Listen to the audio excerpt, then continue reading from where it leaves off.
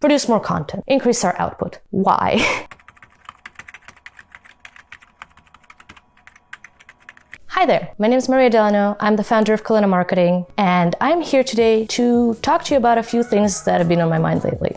This morning, I listened in on 2 live stream marketing related webinars, right? And the contrast between the 2 of them, especially back to back, made me think of something. So the first session was about AI tools and how we can use them as marketers. The speaker was walking us through ChatGPT, OpenAI, and the tools that they like to use, things that ChatGPT integrates with, like Zapier and all of that. It was mostly focused on the features, not much discussion of where to use it or why we should use it, which is the question I'm more interested in, but whatever. And then the second talk was by a friend of mine, Devin Bramhall, and another marketing friend of hers, Ashley Faust from Atlassian, right? And they were talking about the concept of quality in content and how often, instead of being an actually useful North Star that helps produce better work and deliver better outcomes to clients or our own teams, whether we work as contractors or in-house, instead it becomes this fixation on random processes and standards that somebody established at some point, thought they were a good idea, probably had great reasons for,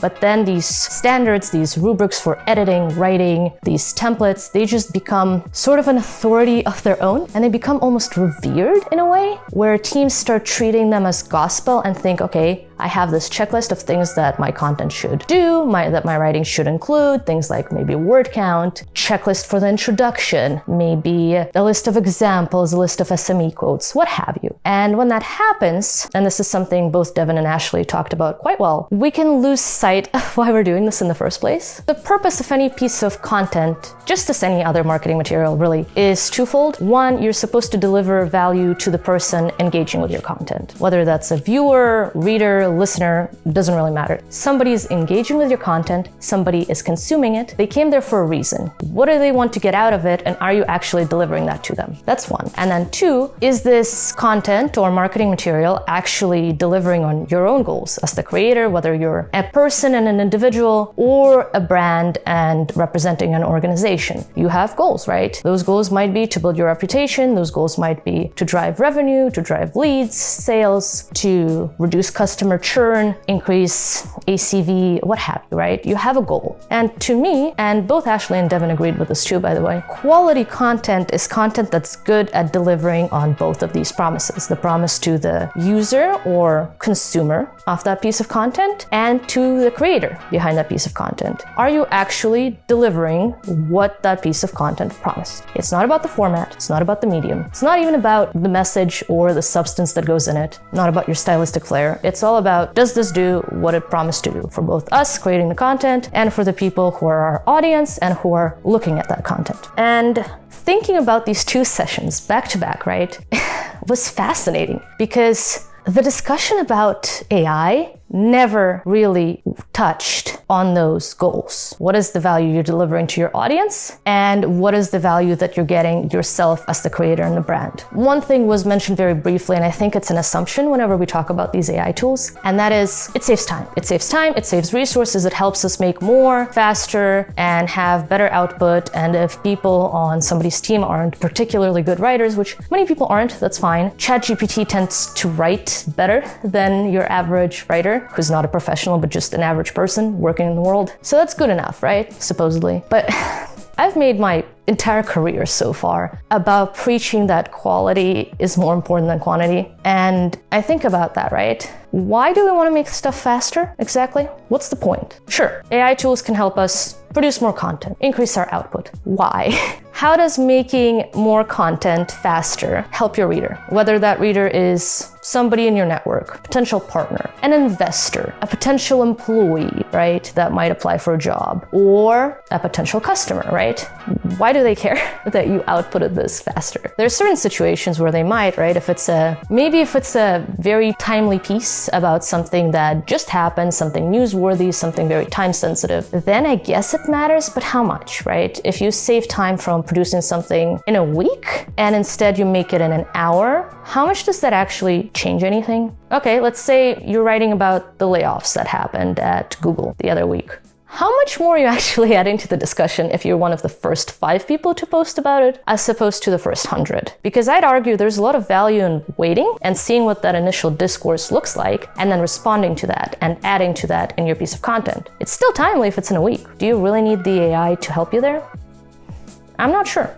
Then what is the value that you're delivering to yourself? If you're an organization and you want to drive, ultimately, you're trying to drive revenue. You're trying to get more money flowing into your business at some end of that line, right? Content can be very far removed from it, many steps in between, a lot of time in between. But ultimately, in a business, all you're trying to do at the end of the day is make money. So let's think about it, right? Why would AI content help you get money? I don't think it's a simple answer. I actually think it's a very complicated question. Because, okay, you've put out more content. Maybe it ranks for more keywords on Google search. Maybe you made the LinkedIn algorithm happy because you've been posting more consistently. But that also assumes that quantity of output on its own gets more visitors, which is often not true, especially if the content is not good. Algorithms, Google, social media platforms, everybody wants users to engage with content and be happy with it, and they measure that, right? How much time does somebody spend on this piece of content? Do they interact with it? Do they send it to anybody else? All of these things matter. And why would somebody do that if your output is basically the same thing as another marketer who put the same prompt into the same AI program and got the exact same output back?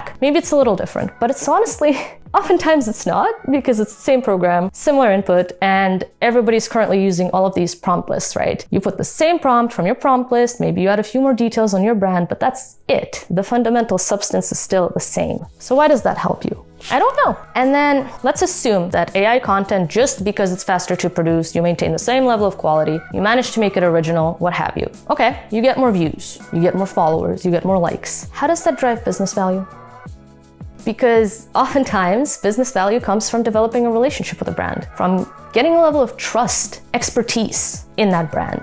Buyers, whether they're business buyers or consumer buyers, also like developing a bit of a parasocial relationship with the creators that make the content they consume from brands, right? That builds into trust. There's a face, there's a name, there's an expectation of content being delivered in a consistent, authoritative way in a similar manner if it's the same person behind it, right? You can expect certain things. If it's AI making it, where is that? Why would that convince anybody to buy from you, is what I don't understand. This tendency to obsess over the exact tools, frameworks, techniques, naming these things, whether it's the 4 Ps or a fancy SEO keyword strategy or ChatGPT or Zapier or what have you, right? There's this tendency with a lot of us in the marketing world to fixate on specific tools and specific ways of doing our work. And something that's been on my mind about that is just how often that tendency becomes destructive. It's very similar to this measure of quality becoming just a rubric for editing with a bunch of checkboxes as to what a good article should look like. If your process becomes so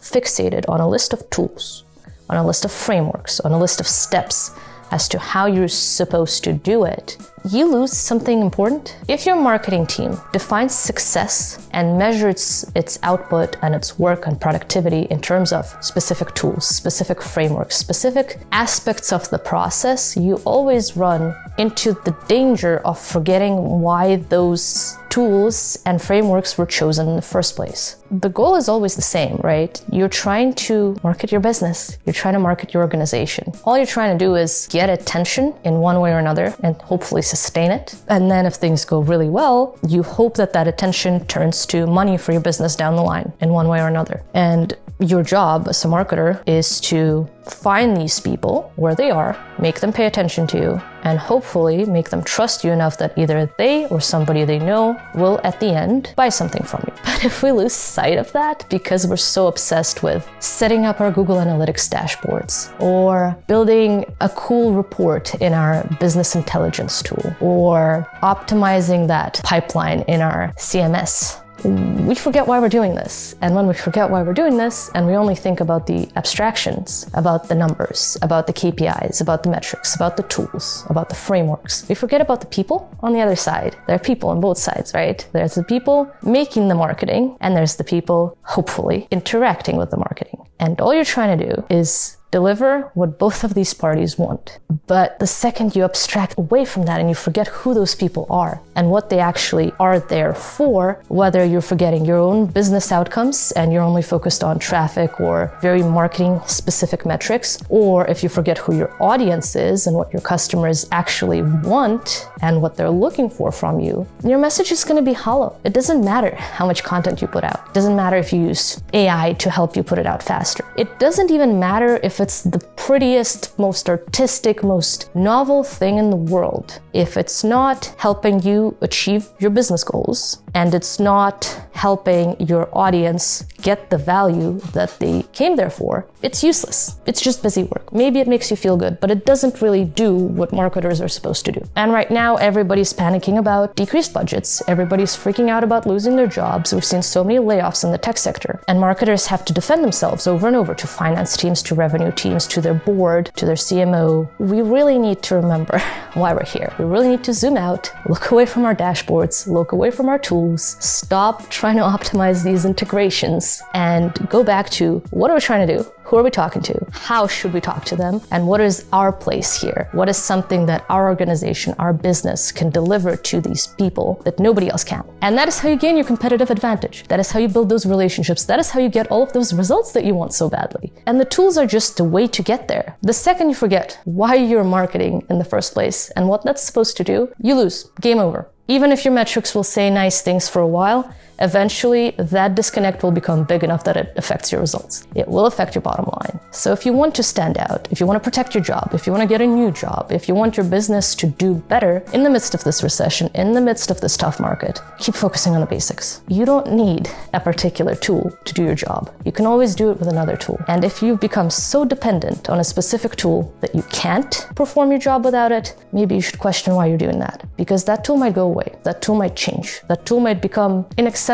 because it's out of your budget. What are you going to do then? I implore you to think about that and plan for that possibility. And remember, the tool is there to serve you. You're not there to serve the tool. All right.